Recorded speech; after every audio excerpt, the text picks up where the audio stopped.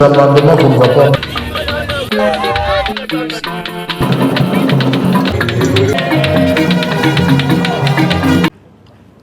Message de la 62e Assemblée plénière de la Conférence épiscopale nationale du Congo, CENCO. Tous, engageons-nous pour la paix et le bien vivre ensemble. Ne fermez pas votre cœur, mais écoutez la voix du Seigneur. Psaume 94, versets 7 et 8. En cette année du jubilé de l'espérance, nous, cardinal, archevêques et évêques, membres de la Conférence épiscopale nationale du Congo, CENCO, sommes réunis en notre 62e Assemblée plénière ordinaire à Kinshasa du 12 au 15 mai 2025. Préoccupés par la crise multiforme qui perdure dans notre pays, nous avons approfondi notre réflexion sur l'initiative du Pacte social pour la paix et le bien vivre ensemble en République démocratique du Congo et dans la région des Grands Lacs, initiative que nous portons avec l'Église du Christ au Congo, l'ECC. Mus par notre sollicitude pastorale, nous invitons les uns et les autres à adhérer à ces processus pour sauver notre chère nation. Constat.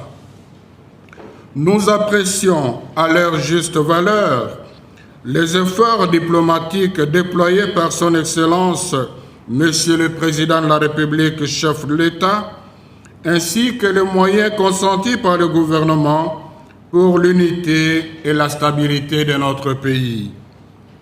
Nous reconnaissons le bien fondé et la valeur des différents pourparlers internationaux menés dans l'objectif de ramener la paix en RDC et dans la région des Grands Lacs. Cependant, nous sommes préoccupés du fait que cette crise ne fait que s'accentuer à la grande désolation du peuple congolais. Au plan sécuritaire, la guerre et les conflits intercommunautaires commencés depuis plusieurs années, qui endeuillent régulièrement la RDC et ensanglantent la région des Grands Lacs, connaissent une extension qui menace gravement l'intégrité territoriale et l'unité nationale. Nous déplorons la perte des milliers de vies humaines, des cas de viol et des déplacements massifs des populations. Aussi, condamnons-nous sévèrement leurs auteurs.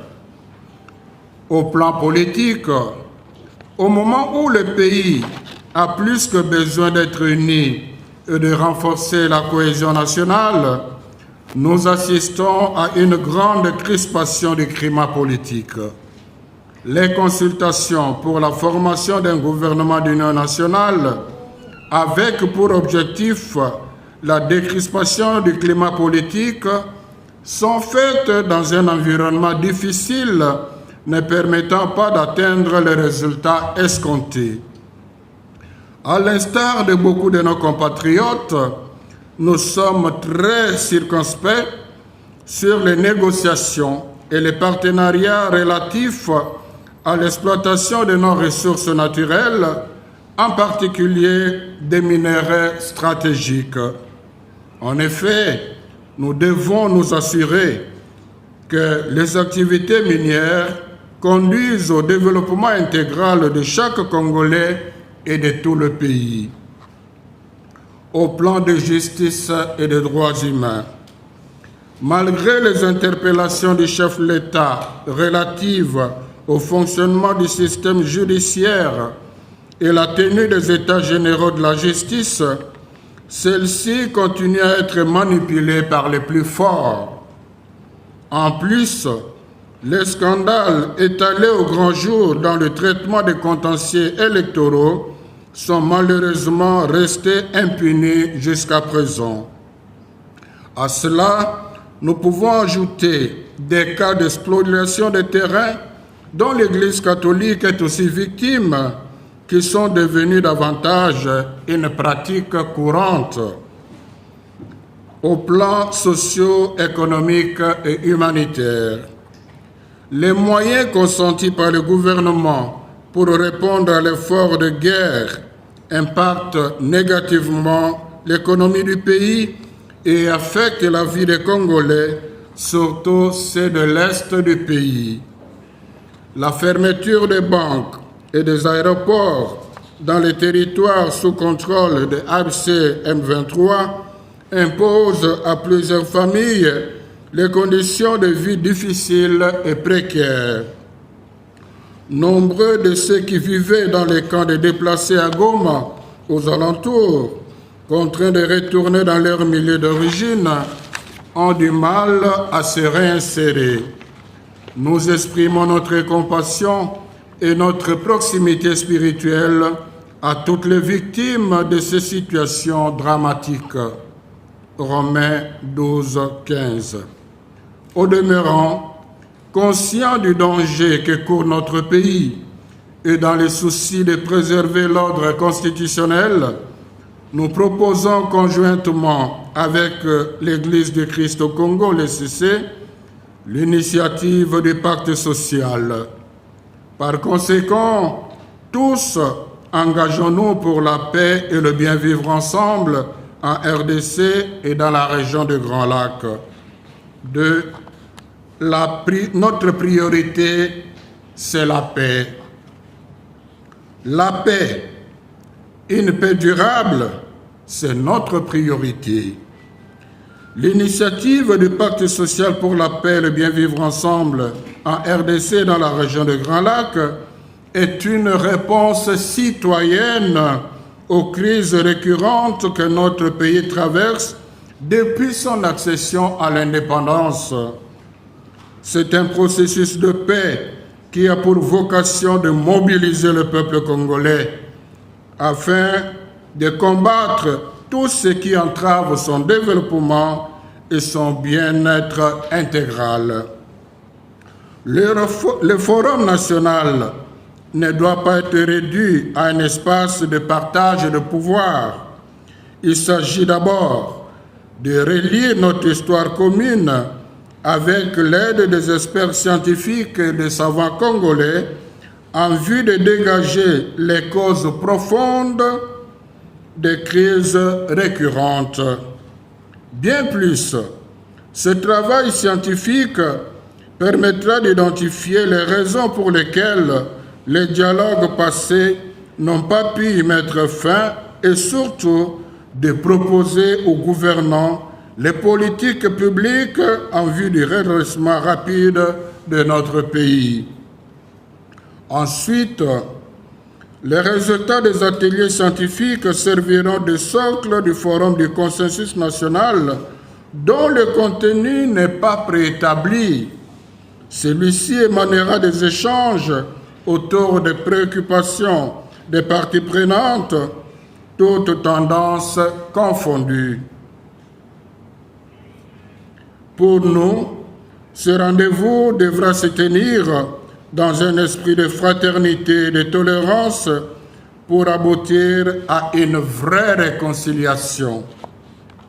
Enfin, forte de ce consensus national que nous appelons pacte social, la nation, réconciliée avec elle-même sous le leadership du chef de l'État, pourra ainsi négocier la tenue d'une conférence internationale pour la paix dans la région de Grand Lac. Au terme, ce pacte aura l'avantage de préserver l'ordre constitutionnel menacé aujourd'hui et susceptible d'être balayé si la crise s'amplifie. En plus, il consacrera le bien vivre ensemble dans notre pays et dans la région des Grands Lacs. C'est pourquoi Ne formons pas notre cœur, mais écoutons la voix du Seigneur. 3. Recommandations. Comme le dit le pape Léon XIV, ce sont ceux qui sèment la paix qui passeront à la postérité, pas ceux qui font des victimes. C'est pourquoi nous recommandons au président de la République de faire confiance à vos pères spirituels en facilitant la mise en œuvre de cette initiative. L'histoire retiendra que c'est sous votre impulsion que les Congolais sont parvenus à un consensus sur une meilleure gouvernance du pays. Aux acteurs politiques de mettre de côté vos luttes pour la conquête ou la conservation du pouvoir afin de réfléchir objectivement sur un projet de société qui va ramener la paix et fonder le bien vivre ensemble entre les Congolais. Nous vous encourageons à développer le dialogue comme mode de résolution des conflits. Aux organisations de la société civile, aux chercheurs et toutes les autres dynamiques nationales et communautaires, de vous engager à contribuer par vos recherches et analyses à la production de feuilles de route fiables et viables lors des ateliers citoyens. Il s'agit de mettre à la disposition de la nation les fruits de vos expertises. Au peuple congolais de nous approprier cette initiative en demeurant vigilants, sans nous laisser manipuler par ceux qui militent pour leurs intérêts personnels au détriment de la nation. À vous, nos frères et sœurs du Nord Kivu, Sud Kivu et de l'Ituri, de ne pas perdre l'espérance de retrouver l'intégrité de notre pays et de vivre le respect de la dignité humaine. Nos prières vous accompagnent. À la communauté internationale, retirez vos mains de la RDC. Elle n'est pas une mine à exploiter, ni une terre à dévaliser. Vous avez compris, c'est le pape François que nous citons. Nous reconnaissons que les biens de la terre ont une destination universelle, mais la priorité revient aux Congolais à qui Dieu les a confiés. Conclusion. Heureux les artisans de paix. Cette paix et son corollaire, le bien vivre ensemble, sont aujourd'hui une urgence vitale.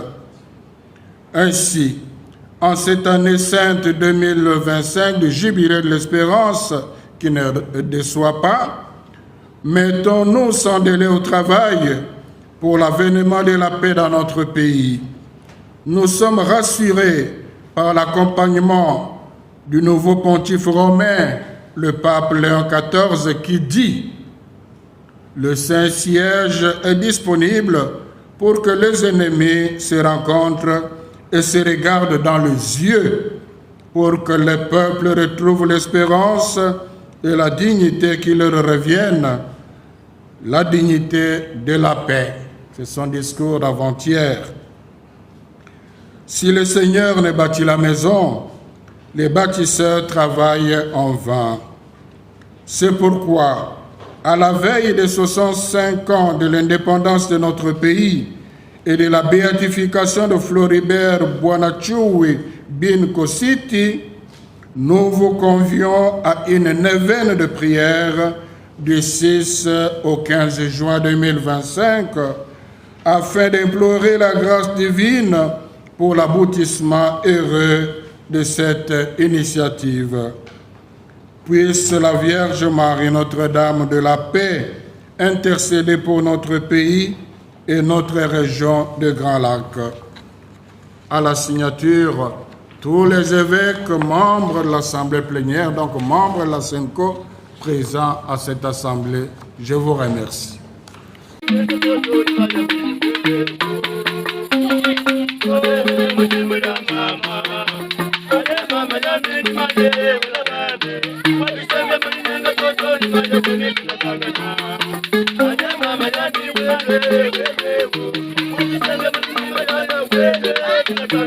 Thank you.